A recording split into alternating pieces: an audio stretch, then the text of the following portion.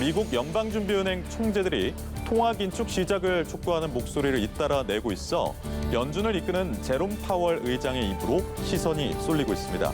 오늘 저녁에 있을 잭슨홀 회의에서 파월 의장이 자산 매입 축소, 이른바 테이퍼링에 대해 어떤 언급을 할지에 따라서 전 세계 금융시장도 적지 않은 영향을 받기 때문인데요. 관련 내용 살펴보도록 하고요.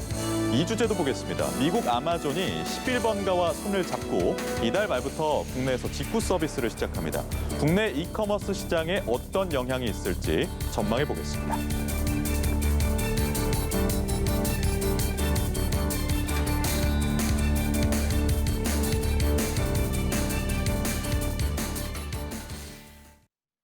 네, 오늘도 김대호 박사와 함께하겠습니다. 어서 오세요. 안녕하세요, 박사님. 반갑습니다. 네, 아침부터 아프가니스탄 카불 공항 테러와 관련해서 굉장히 또 전해드리고 있는데 이와 관련해서 미 증시도 혼란스럽습니다. 테이퍼링을 촉구하는 매파적 발언이 나와서 또 시선이 집중되고 있는데 이 잭슨홀 미팅 향방에도 좀 영향을 끼칠지 궁금하네요. 네, 지금 말씀 주신 대로 미국 뉴욕 증시가 주가가 상당히 많이 떨어졌거든요. 그게 첫 번째 요인이 카불 공항에서의 이 폭탄 테러, 맞습니다. 이것이 불안감을 증폭시켜서 주식은 떨어뜨리고 채권은 올리는 그런 현상을 하나 냈고요. 또 하나는 말씀 주신 대로 바로 오늘 밤에 열리는 이 잭슨홀 미팅이라는 것입니다.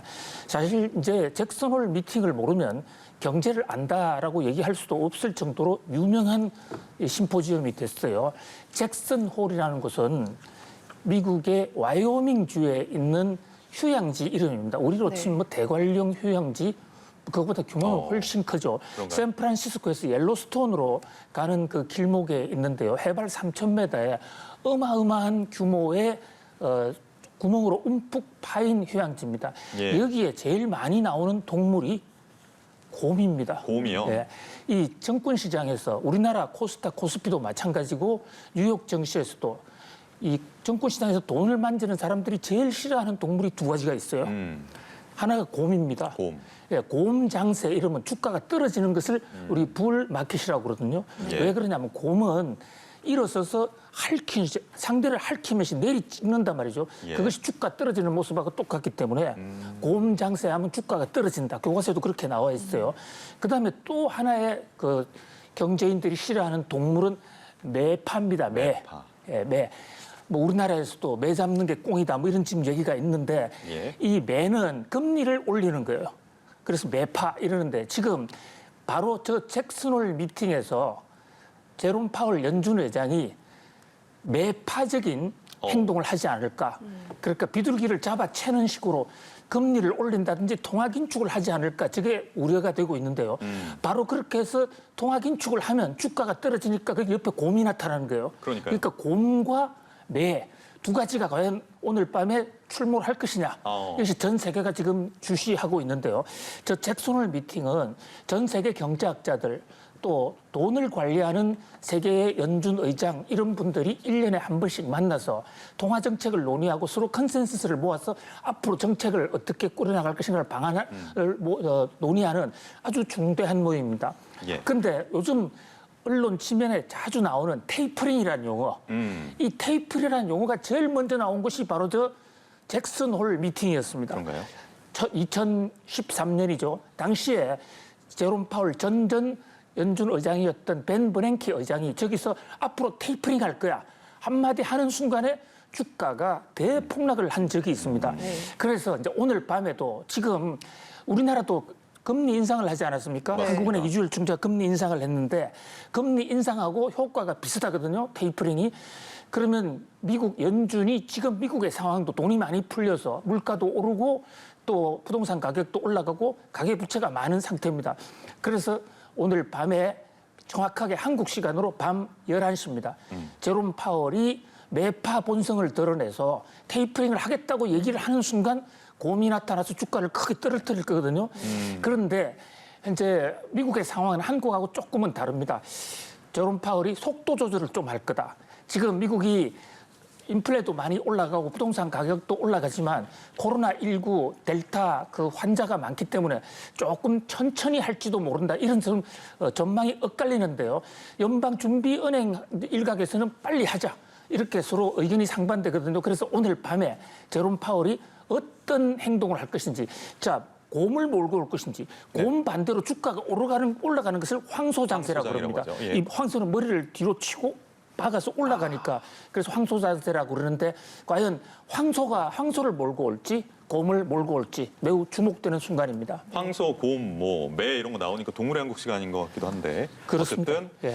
테이퍼링이 등장을 하면 제롬 파월의 입에서 테이퍼링이라는 단어가 나오는 순간 우리 경제는 어떤 영향을 미칠 것이냐. 사실 이건 우리 입장에서는 되게 궁금한 일이거든요. 그렇습니다. 한국은행의 금리 인상보다도 테이퍼링이 시장에 미치는 영향이 훨씬 더 큽니다. 왜냐하면 미국 달러가 미치는 또 퍼져 있는 범위가 광범위하기 때문인데요.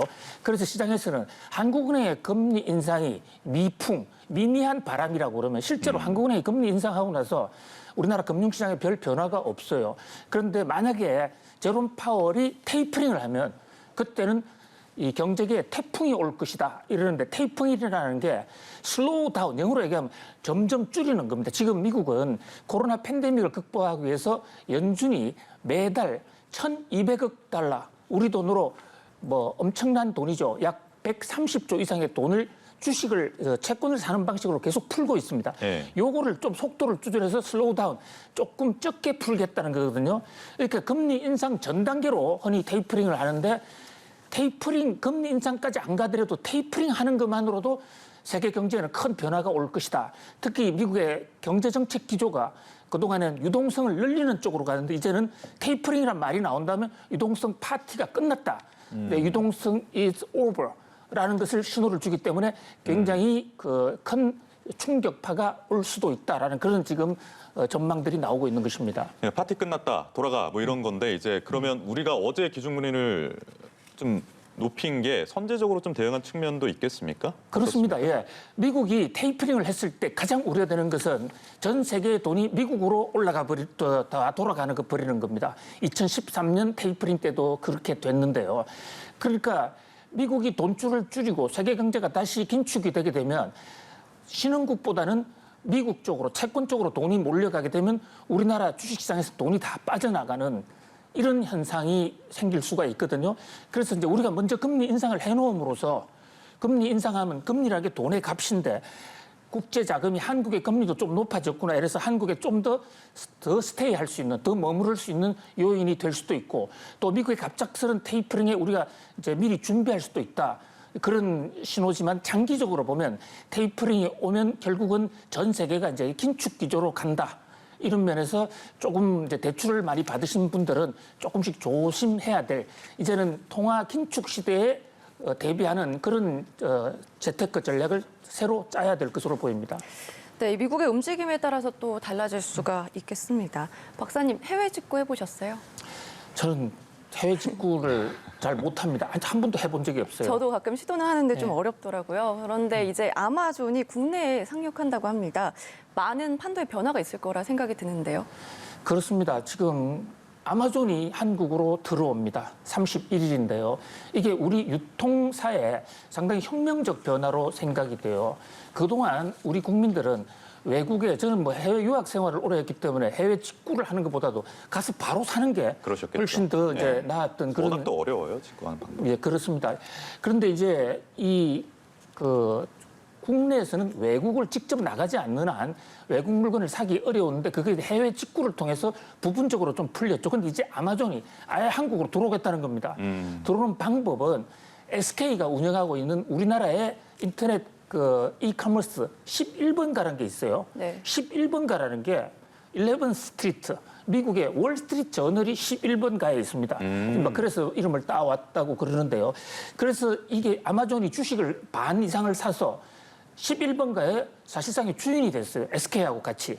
그래서 이제 31일부터는 11번가에 들어가면 한쪽 편에 아마존 글로벌 코너가 있어서 거기서 바로 클릭하면, 또 한국 카드로 결제하면 바로 한국에 있는 SK 펄필센터, 물류센터에서 바로 들어옵니다.